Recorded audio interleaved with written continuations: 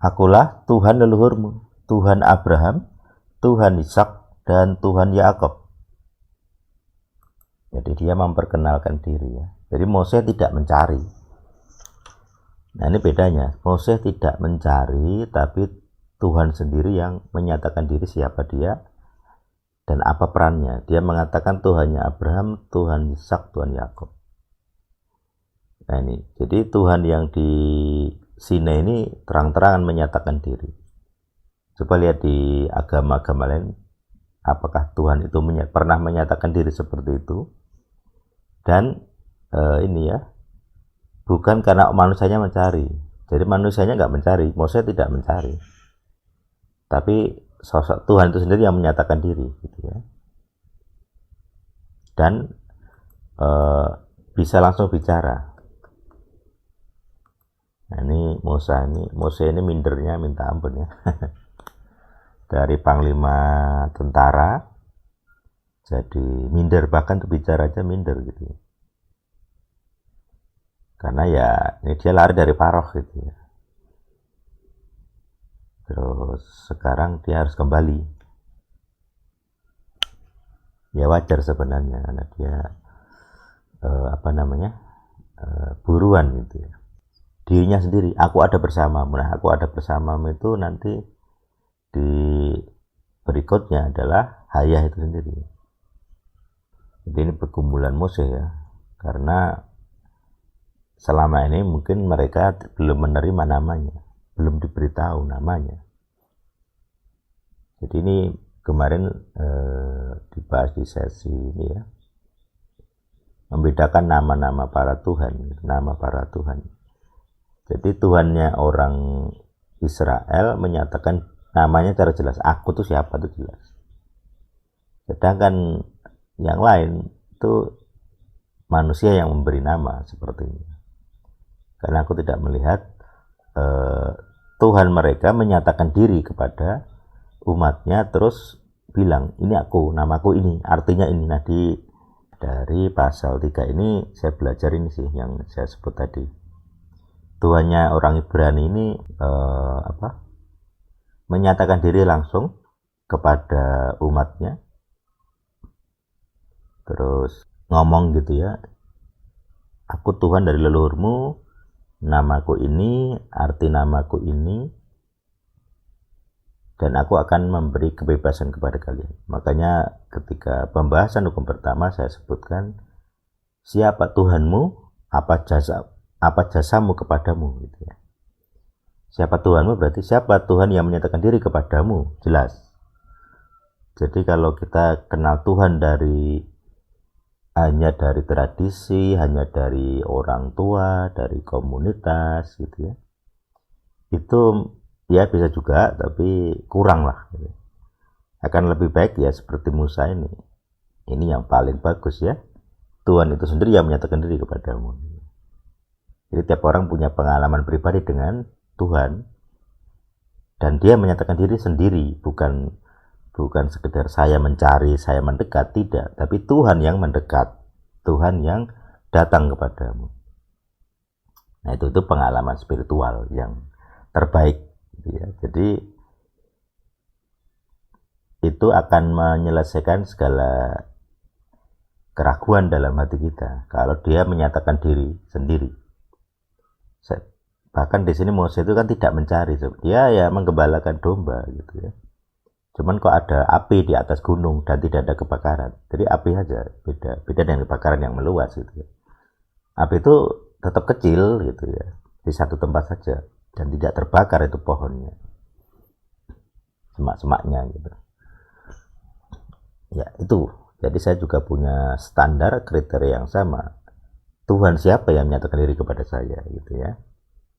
Kalau dia menyatakan diri ya saya uji ini Tuhan atau setan gitu ya. Ini halusinasi atau memang Tuhan gitu. Semoga Anda juga merasakan pengalaman yang sama.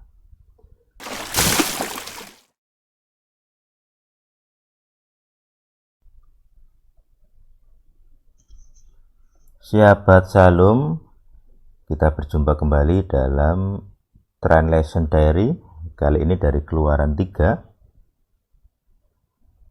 Adapun Mose dialah yang menggembalakan kawanan domba Yitro, mertuanya seorang Kohen di Midian.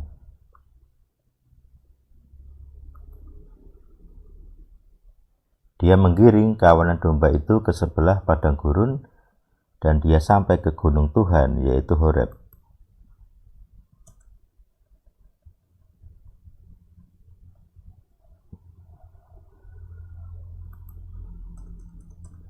Malaikat Adonai menampakkan diri kepadanya di dalam nyala api dari tengah-tengah semak duri. Dia melihat, tampaklah semak duri itu menyala-nyala dalam api, tetapi semak belukar itu tidak terbakar hangus. Nah, nanti kita cek semak duri dan semak belukar ya. Ada beda enggak ini?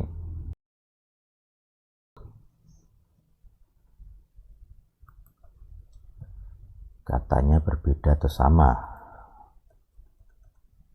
Mose berkata, aku akan melihat ke sisi lain sekarang dan memeriksa penglihatan yang hebat itu. Mengapa semak belukar itu tidak terbakar hangus? Nah, jadi Tuhan menarik perhatian dengan pepohonan, semak-semak yang terbakar, tetapi tidak habis ya. Adonai melihat bahwa dia menyimpang ke samping memeriksanya.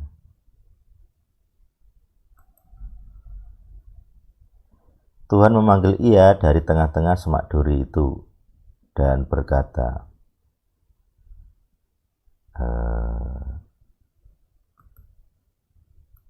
katanya, Mose, Mose. Dia menjawab, inilah aku.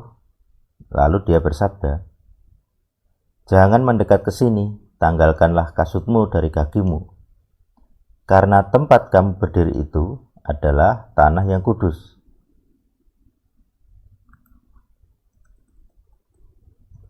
Lagi dia bersabda juga,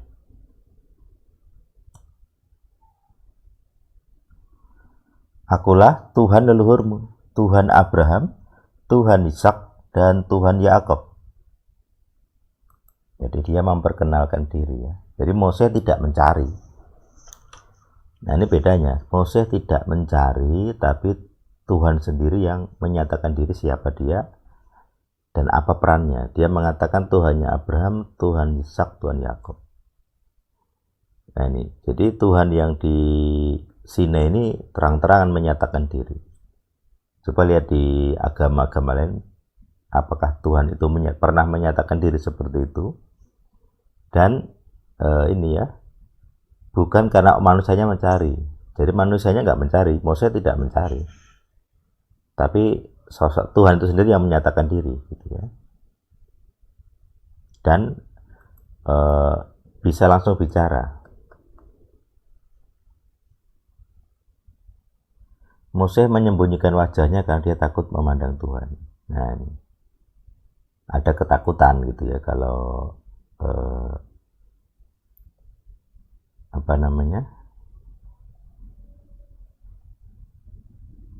ada utusan Tuhan atau Tuhan yang hadir itu begitu.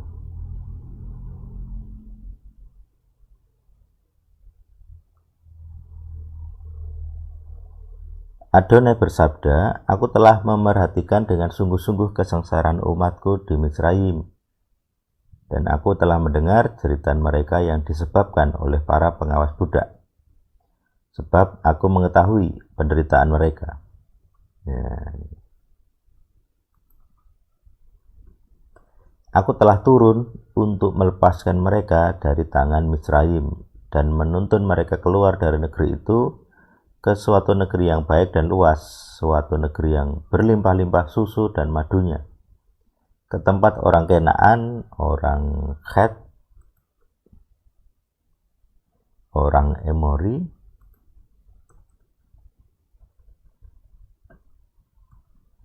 orang Feris, ini P harusnya, orang Peris, orang Hewi ini pakai K atau enggak, gue nggak tahu, ke KH ya harusnya. Hewi serta orang Yebus. Ayat 9. Sekarang lihatlah, jeritan Bani Israel telah sampai kepadaku, dan aku telah melihat penindasan yang orang-orang Misraim sedang menindas mereka.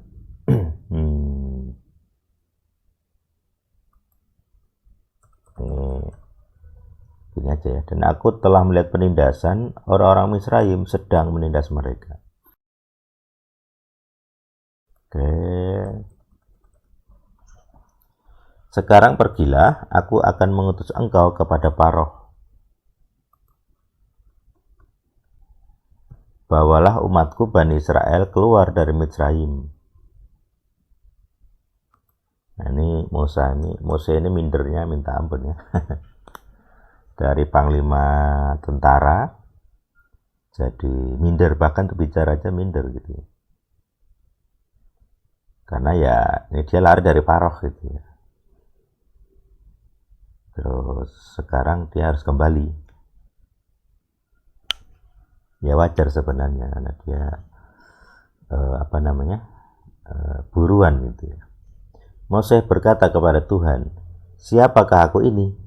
Masakan aku yang akan menghadap Paroh dan bahwa aku yang harus membawa Bani Israel keluar dari Misraim? Lalu dia bersabda, aku ada bersamamu.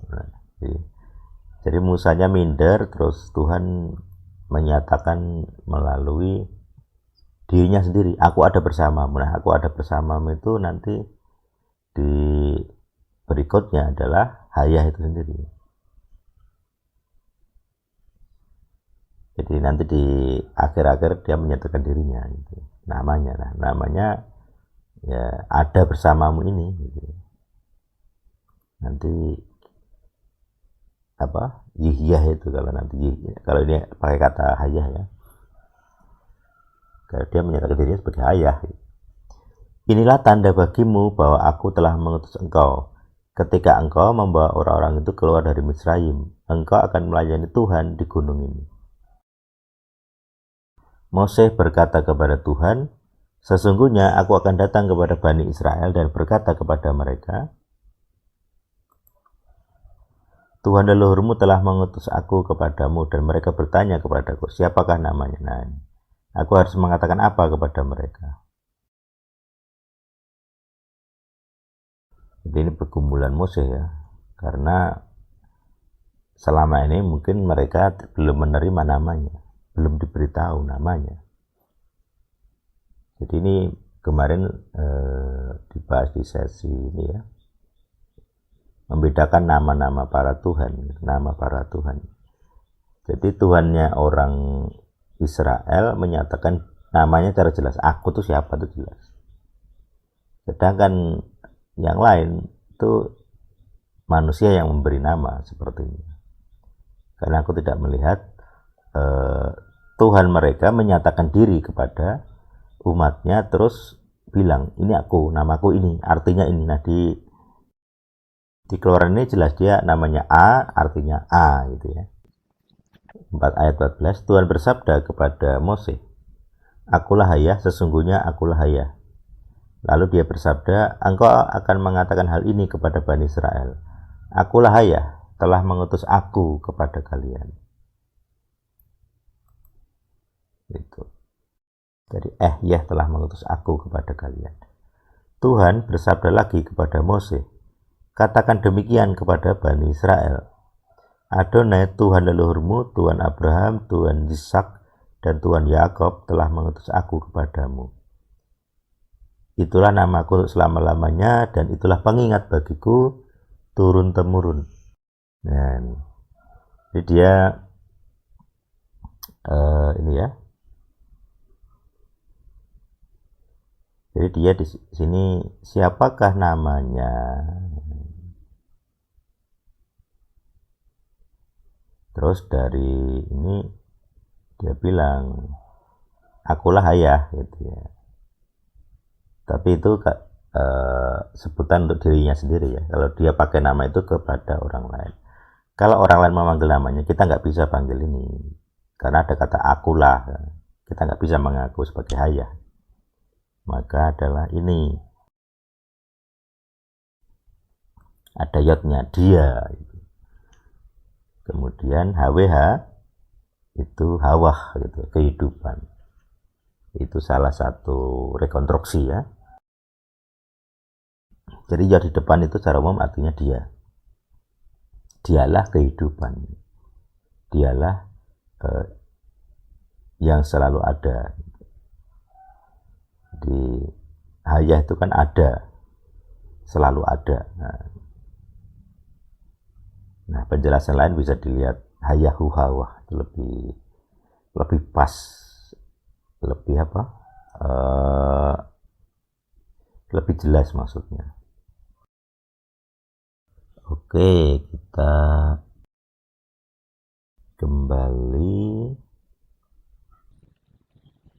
kembali ke ayat 16. Pergilah, kumpulkanlah tua-tua Israel dan katakanlah kepada mereka, Adonai Tuhan leluhurmu telah menampakkan diri kepadaku, Tuhan Abraham, Ishak dan Yakub, seraya bersabda, Aku telah sungguh-sungguh melawat kamu dan melihat apa yang telah dilakukan kepadamu di Misraim. Aku telah bersabda, Aku akan menuntut kamu keluar dari kesengsaraan di Misraim menuju ke negeri orang Kanaan. Ayat 17, Aku telah bersabda, Aku akan menuntun kamu keluar dari kesengsaraan di Misraim menuju ke negeri orang Kanaan, orang Chet, orang Emori, dan ini dannya buang aja ya. Orang Feris,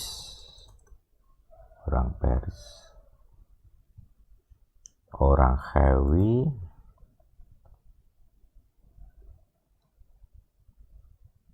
dan orang Yebus ke suatu negeri yang berlimpah susu dan madunya. Ini titik koma ya harusnya. Karena satu penjelasan yang sama. Mereka akan mendengarkan suaramu dan engkau akan pergi, engkau dan para tua-tua Israel, kepada Raja Misraim. Dan kamu akan berkata kepadanya, Adonai Tuhan orang Ibrani telah menemui kami. Nah, jadi Tuhannya itu menemui langsung. Sekarang biarlah kami pergi untuk suatu perjalanan selama 3 hari ke padang gurun, dan biarlah kami berkorban kepada Adonai Tuhan kami. Aku mengetahui bahwa Raja Misraim tidak akan mengizinkan kamu pergi, tidak juga oleh tangan yang kuat. Aku akan mengulurkan tanganku dan memukul Misraim dengan segala perbuatanku yang ajaib yang akan kulakukan di tengah-tengahnya. Setelah itu ia akan membiarkan kamu pergi. Aku akan memberikan kemurahan hati kepada umat ini di mata orang-orang Misraim.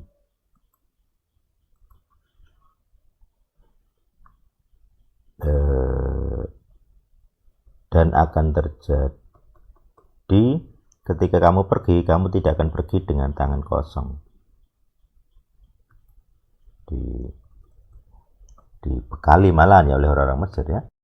Setiap wanita harus meminta kepada tetangganya dan dari orang asing yang tinggal di rumahnya barang-barang dari perak, barang-barang dari emas, serta kain-kain. Jadi mereka statusnya budak gitu ya. Tetapi waktu mereka pergi dari Mesir, mereka diberi kemurahan oleh orang-orang Mesir sendiri gitu ya, diberi barang-barang perak gitu ya, emas, kain-kain. Kamu harus mengenakannya pada anak-anak lelakimu dan anak-anak perempuanmu. Kamu akan merampasi orang-orang Mesir itu. Jadi merampasi tapi halus ya, jadi tidak paksa. Mereka sendiri yang memberikan.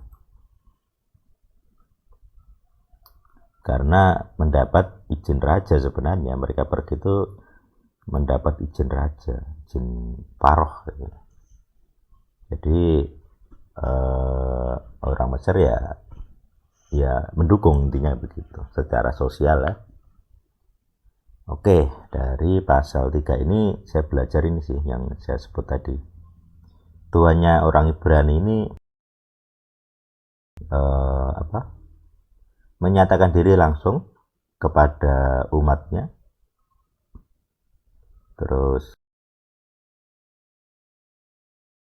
ngomong gitu ya, aku Tuhan dari leluhurmu, namaku ini, arti namaku ini,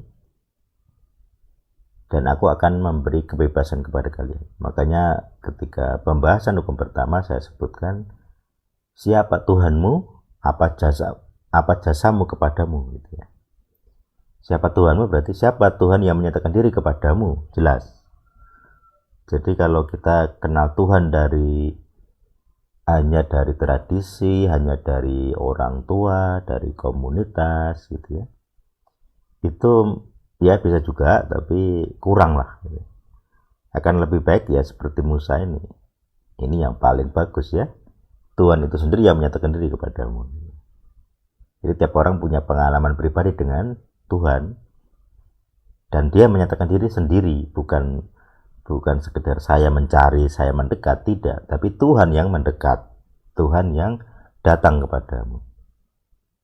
Nah itu pengalaman spiritual yang terbaik ya. Jadi